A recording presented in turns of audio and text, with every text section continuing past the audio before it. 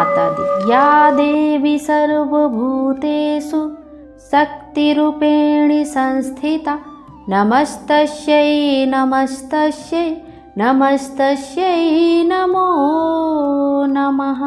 आइए आज के वीडियो में हम चैत्र मास महात्म के दूसरे अध्याय, जिसमें हम देवी भागवत महापुराण के दूसरे अध्याय में श्रीमद् देवी भागवत के महात्म के प्रसंग में समयंतक मणि की कथा का श्रवण करेंगे। प्रेम से बोलिए माता रानी की जय।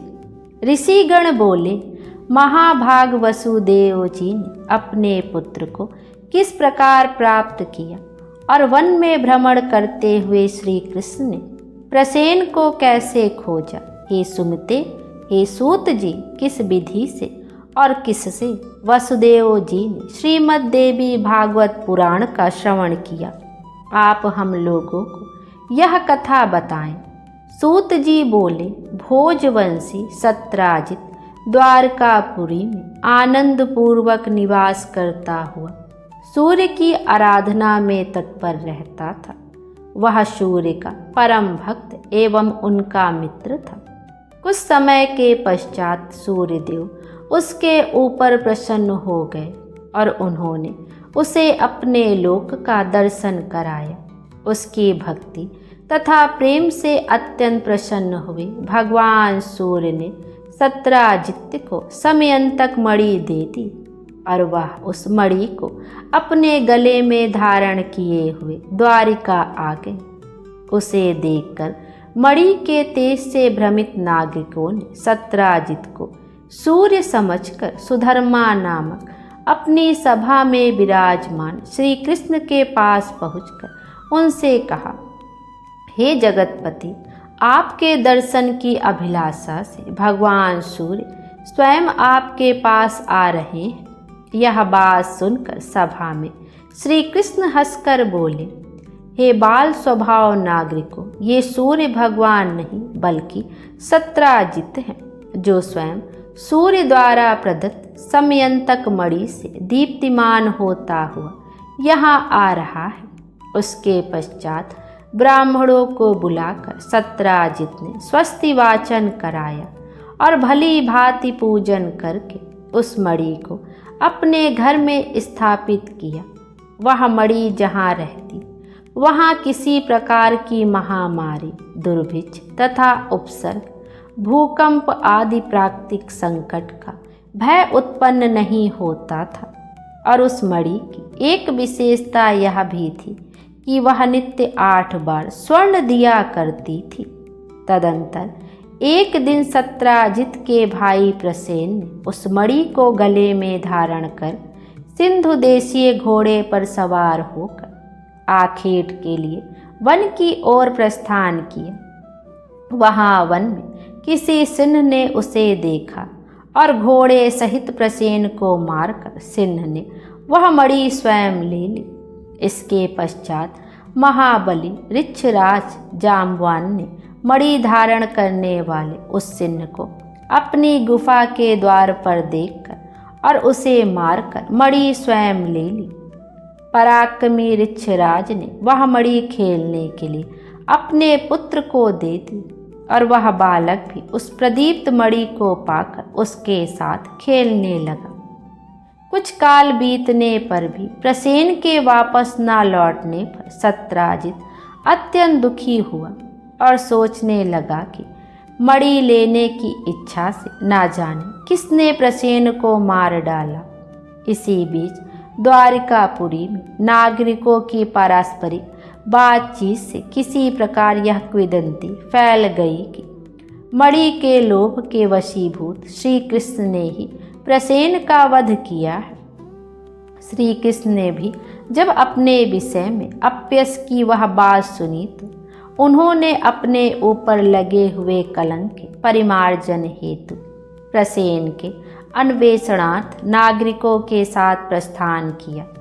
वन में पहुँचने पर श्री कृष्ण ने सिंह द्वारा मारे गए प्रसेन को देखा और तदंतर गिरे हुए रक्त बिंदुओं से चिन्हित मार्ग का अनुसरण करके सिंह को खोजते हुए वे कुछ दूर गए। इसके पश्चात एक गुफा के द्वार पर मरे हुए सिंह को देखकर भगवान श्री कृष्ण करुणामय युक्त वाणी में नागरिकों से बोले, मणि का हरण करने वाले को खोजने के लिए मैं इस गुफा के भीतर प्रवेश कर रहा हूँ। जब तक मैं वापस ना आ जाऊं तुम लोग यहीं पर ठहरो। वे द्वारकावासी ठीक हैं, ऐसा बोलकर वहीं पर ठहर गए और श्री कृष्ण गुफा के भीतर प्रविष्ट हुए। वहाँ जाम्बवन का घर था। तत्पश्चात वहाँ पहुँचने पर श्री कृष्ण ने ऋक्षराज के पुत्र को मणि धारण किए देखकर मणि को छीनना चाहा। इस पर उसकी धात्री भयभीत होकर चिल्लाने लगी। तब धात्री की आवाज़ सुनकर जाम्बवान तुरंत वहाँ आ गया और वह अपने पूर्व स्वामी श्री कृष्ण के साथ दिन रात निरंतर युद्ध करने लगा। इस प्रकार उन दोनों के बीच 27 दिन तक भयंकर युद्ध हुआ। इधर द्वारकावासी गुफा के द्वार पर 12 दिनों तक श्री कृष्ण के आगमन की प्रतीक्षा करते हुए ठहरे रहे, किंतु इसके बाद वे भयभीत होकर अपने अपने घर चले गए और वहां पहुंचकर उन्होंने लोगों से सारा वृतांत कहा। द्वारकापुरी के सभी नागरिक यह सब सुनकर सत्राजित की भर्त्सना करते हुए अत्यंत शोक विह्वल हो गए। महाभाग वसुदेव जी अपने पुत्र का वह समाचार सुनकर परिवार सहित महान शोक से मूर्छित हो गए और बार बार सोचने लगे कि मेरा कल्याण किस प्रकार से हो। उसी समय ब्रह्मलोक से देव ऋषि नारद वहां आ गए। वसुदेव जी ने उठकर उन्हें प्रणाम करके विधिवत उनकी पूजा की। देव ऋषि नारद महामति यदु श्रेष्ठ वसुदेव जी से कुशल क्षेम पूछकर उनसे बोले, आप क्यों चिंतित हैं, यह मुझे बताइए। वसुदेव जी बोले, मेरा अतिशय प्रिय पुत्र श्री कृष्ण प्रसेन को खोजने के लिए द्वारिका के नागरिकों के साथ वन में गया था, जहां उसने प्रसेन को मरा हुआ देखा। इसके पश्चात प्रसेन को मारने वाले सिंह को भी एक गुफा के द्वार पर मरा देखकर श्री कृष्ण नागरिकों को द्वार पर ही रोककर स्वयं गुफा के अंदर चले गए।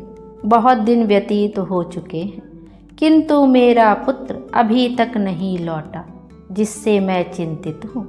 अतः हे मुनि, आप कोई ऐसा उपाय बताइए जिससे मैं अपने प्रिय पुत्र को प्राप्त कर सकूं।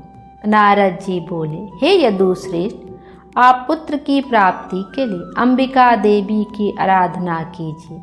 उनकी आराधना से शीघ्र ही आपका कल्याण होगा। वसुदेव जी बोले, हे भगवान, वे देवी कौन हैं? वे महेश्वरी किस प्रकार के प्रभाव वाली हैं तथा उनकी आराधना किस प्रकार की जाती है? हे देव ऋषि, कृपा करके यह बताएं। नारद जी बोले, हे महाभाग वसुदेव, देवी के अतुलित महात्म का विस्तार पूर्वक वर्णन करने में कौन समर्थ है? अतः मैं संक्षेप में ही कह रहा हूँ, आप उसे सुने।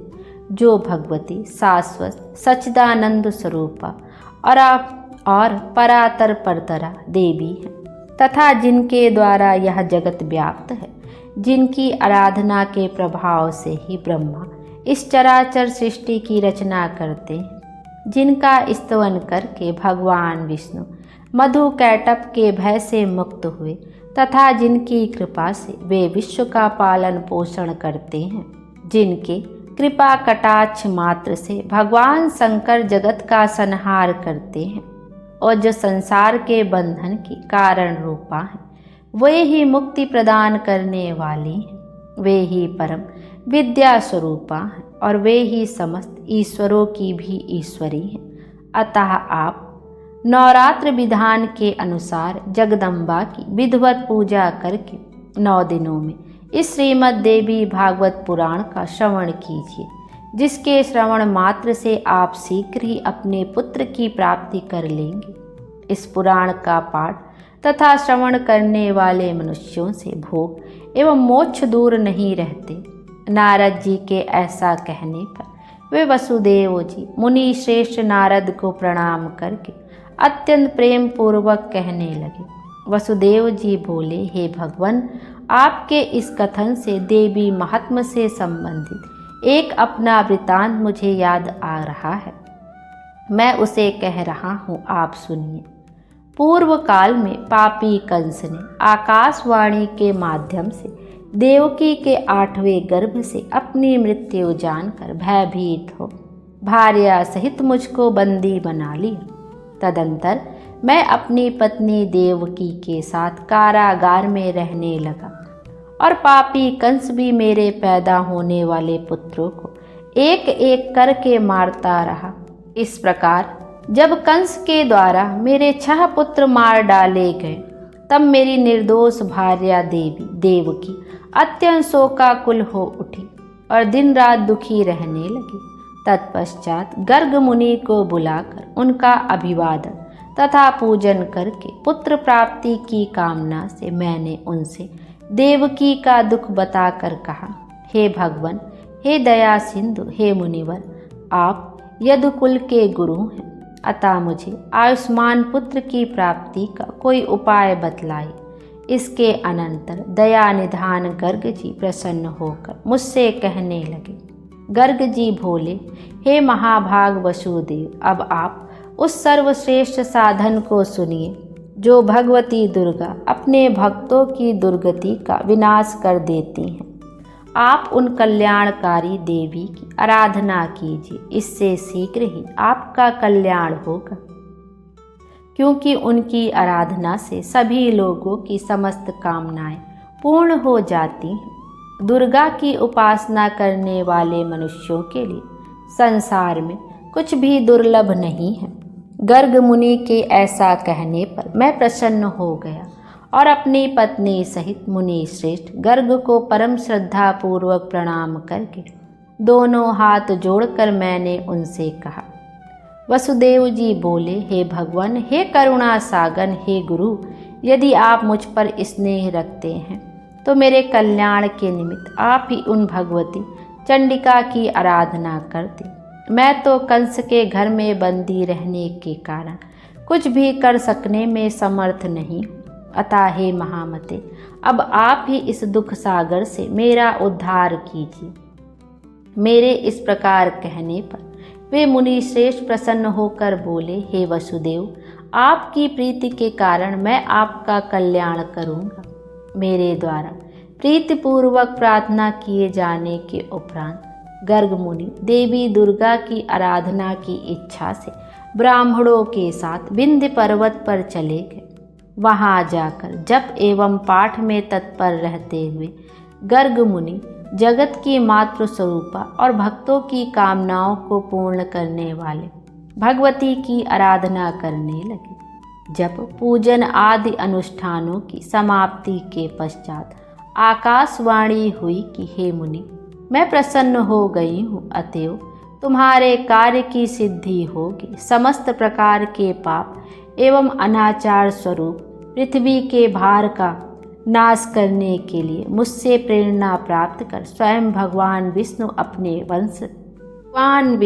अपने अंश से वसुदेव की भार्या देवकी के गर्भ से अवतार लेंगे। कंस के भय से वसुदेव जी उस शिशु को लेकर शीघ्र ही गोकुल में नंद के घर पहुंचा देंगे और वहां से यशोदा की कन्या को लाकर अपने घर में राजा कंस को दे देंगे। तब कंस उस कन्या को मारने के लिए उसे पृथ्वी पर पटक देगा। तदंतर उसके हाथ से छूटकर मेरी अंश स्वरूपा वह कन्या तत्क्षण अलौकिक रूप धारण करके विंध्य पर्वत पर चली जाएगी और निरंतर जगत का कल्याण करेगी। इस प्रकार उस आकाशवाणी को सुनकर गर्ग मुनि भगवती जगदम्बा को प्रणाम करके प्रसन्न मन से मथुरापुरी आ गए। आचार्य गर्ग के मुख से महादेवी के वरदान की बात सुनकर मैं पत्नी सहित अत्यंत प्रसन्न हुआ और परम आनंद विभोर हो उठा। तभी से मैं देवी के अति उत्तम महात्म को जान रहा हूँ और हे देवसी, आज भी आपके मुखारबिंद से मैंने वही देवी महात्म्य सुना है। अतः हे प्रभु, अब आप ही मुझे श्रीमद् देवी भागवत सुनाइए। हे दया निधान, मेरे सौभाग्य से ही आप यहाँ पधारे हुए हैं। वसुदेव जी का वचन सुनकर प्रसन्न मन वाले नारद जी ने शुभ दिन एवं शुभ नक्षत्र में श्रीमद् देवी भागवत की कथा आरंभ की। कथा में आने वाली विघ्न बाधाओं के सम्राट ब्राह्मण देवी के नवाक्षर ओम एम ह्रीं क्लीं चामुंडाय विच्चै मंत्र का जप तथा मार्कंडेय पुराण में वर्णित देवी स्रोत का पाठ करने लगे। प्रथम स्कंद के आरंभ से ही वसुदेव जी देवर्षि नारद के मुख से निस्त्रह अमृत स्वरूप श्रीमद् देवी भागवत पुराण का भक्तिपूर्वक श्रवण करने लगे। 9वें दिन कथा की समाप्ति होने पर महामंसवी वसुदेव जी ने श्रीमद् देवी भागवत ग्रंथ तथा कथावाचक दोनों की प्रसन्नता पूर्वक पूजा की। उधर कंदरा में श्री कृष्ण तथा जाम्बवन के बीच चल रहे युद्ध में श्री कृष्ण के मुष्टिका प्रहारों से जाम्बवंत का शरीर अत्यंत शिथिल पड़ गया था। उसी समय जाम्बवंत को भी पूर्व काल की घटनाएं याद आ गई और भगवान श्री कृष्ण को परम भक्ति के साथ प्रणाम करके अपने अपराध के लिए क्षमा याचना करते हुए उसने श्री कृष्ण से कहा, अब मुझे ज्ञात हो गया है कि आप रघुश्री श्री राम ही हैं, जिनके भयंकर कोप से सागर तथा लंका नगरी दोनों क्षुब्ध हो गए थे और रावण अपने बंधु बांधवों सहित मारा गया था। हे श्री कृष्ण, वे राम आप ही हैं, अतः मेरी दुष्टता को क्षमा करें। मैं आपका सर्वथा सेवक हूँ, अतएव मेरे योग्य जो भी कार्य हो उसके लिए मुझे आदेश दीजिए। जाम्बवंत का वचन सुनकर जगतपति श्री कृष्ण बोले, हे ऋक्षराज, मणि प्राप्त करने के लिए हम लोग इस कंदरा में आए हुए हैं। तत्पश्चात ऋक्षराज जाम्बवंत ने श्री कृष्ण की विधिवत पूजा करके समयंतक मणि तथा अपनी पुत्री जाम्बवती उन्हें प्रसन्नता पूर्वक अर्पित कर दी। श्री कृष्ण ने जाम्बवंती को पत्नी के रूप में अंगीकार करके मणि को गले में धारण कर लिया और ऋक्षराज जाम्बवंत से विदा लेकर वे द्वारकापुरी के लिए प्रस्थित हुए। उधर द्वारिका में उदार हृदय श्री वसुदेव जी ने श्रीमद् देवी भागवत पुराण कथा की समाप्ति के दिन ब्राह्मणों को भोजन कराया तथा नानाविध दक्षिणाओं से उन्हें संतुष्ट किया। जिस समय वे ब्राह्मण वासुदेव को आशीर्वाद वरचन प्रदान कर रहे थे, उसी समय भगवान श्री कृष्ण मणि धारण किए हुए पत्नी जाम्बवंती के साथ वहां आ पहुँचे। भार्या सहित भगवान श्री कृष्ण को देखकर वसुदेव जी तथा उपस्थित जन समूह की आंखें हर्षत रेख के आंसू से परिपूर्ण हो गई और वे परम आनंदित हुए। देव ऋषि नारद भी श्री कृष्ण के आगमन से हर्षित हुए और उन्होंने वसुदेव जी तथा श्री कृष्ण से विदा लेकर ब्रह्मा सभा के लिए प्रस्थान किया। जो मनुष्य निष्कपट भक्ति एवं शुद्ध हृदय से भगवान के इस विख्यात तथा कलंक नाशक चरित्र का पाठ एवं श्रवण करता है, वह पूर्ण सुखी हो जाता है। जगत में उसकी सभी कामनाएं पूर्ण हो जाती हैं तथा मृत्यु के अनंतर वह मोक्ष पद प्राप्त करता है।